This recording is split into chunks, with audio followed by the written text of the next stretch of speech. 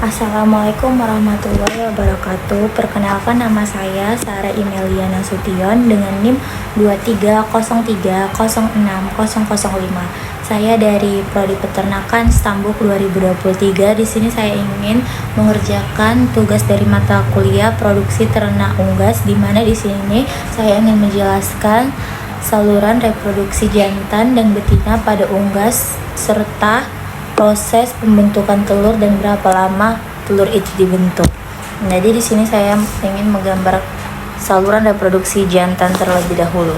Pertama-tama kita menyiapkan kertas dan pena ataupun twin pen. Nah, di sini saya akan menggambar terlebih dahulu saluran reproduksi jantan.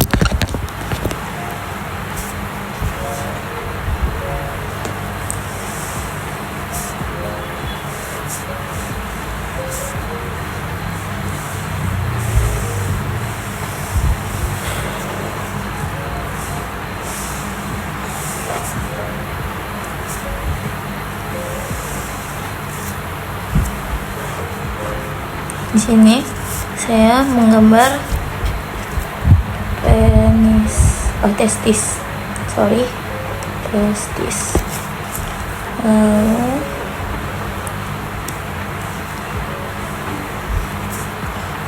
Di sini epididymis.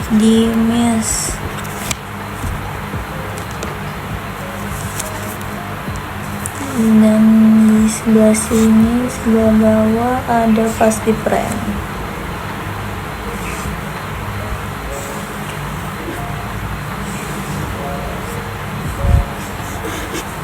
Sini ada falciparum. Dan di sini ada kloaka. Baik, di sini saya akan menjelaskan saluran reproduksi pada ternak jantan. Saluran reproduksi pada ternak jantan.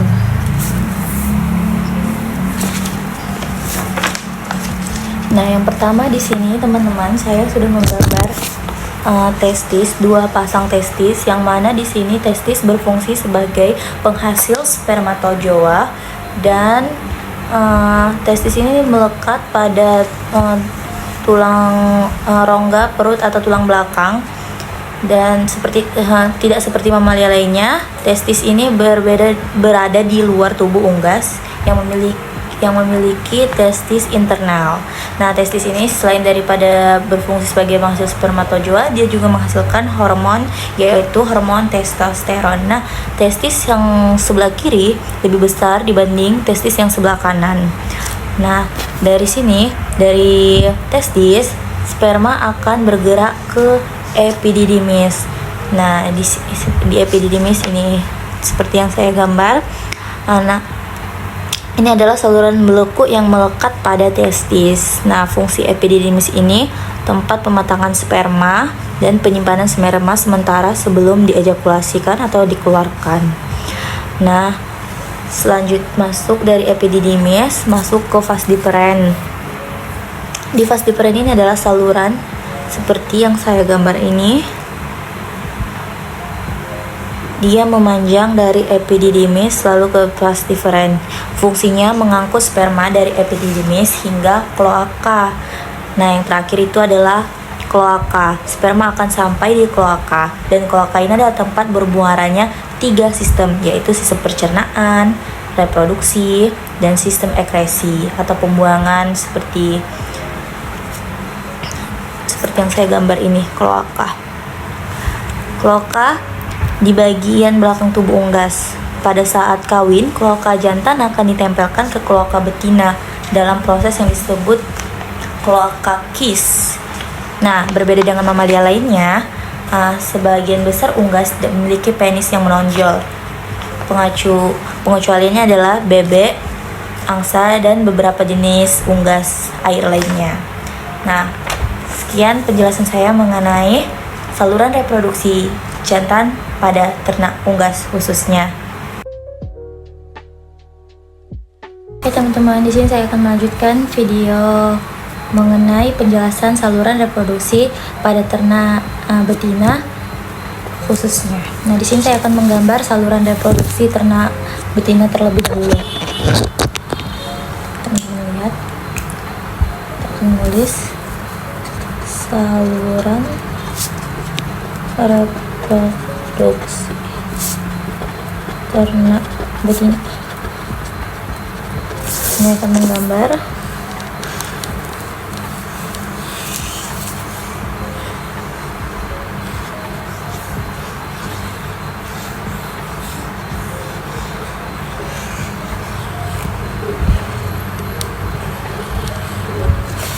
nah di sini adalah bulat-bulat kecil, ini adalah ovum atau telur. Teman-teman dapat melihatnya. Nanti saya akan menjelaskan lebih lanjut setelah videonya gambaran saya jadi.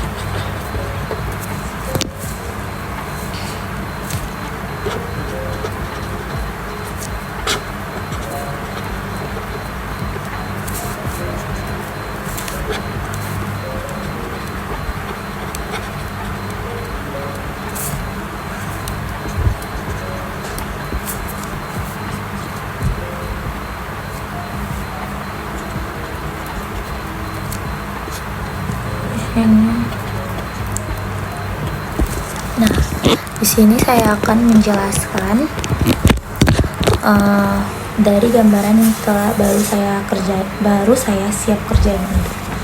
Nah, di sini yang pertama-tama yaitu ada ovum, di mana ovum adalah sebagai sel telur dan tempat dari yang bulat-bulat ini disebut dengan ovarium.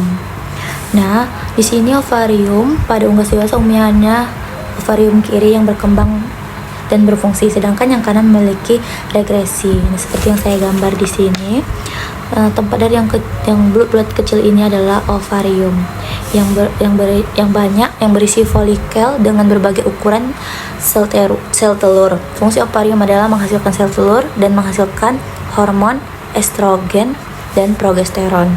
Nah, ketika sel telur matang akan terjadi ovulasi, di mana sel telur dilepaskan dan ditangkap oleh infundibulum, seperti yang saya gambar di sini, yaitu infundibulum.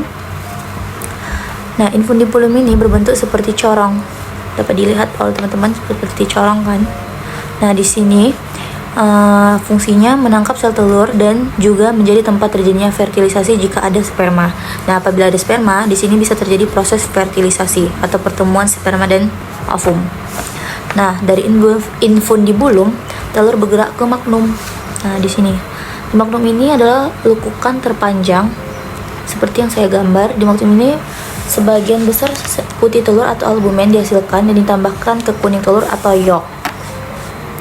Nah, selanjutnya dari magnum ini bergerak ke ismus terlebih dahulu. Nah, di ismus sebagian yang lebih sempit dari bagian lebih sempit dari oviduk seperti yang saya gambar di sini. Nah, lalu ismus ini membran atau selaput telur terbentuk ada dua membran, yaitu internal dan eksternal, yaitu bagian luar dan bagian dalam. Setelah itu telur masuk ke uterus. Nah, seperti gambar ini uterus. Nah, di dalam uterus di sini terjadi kerabang telur yang tersusun dari kalsium karbonat yang disekresikan oleh kelenjar uterus.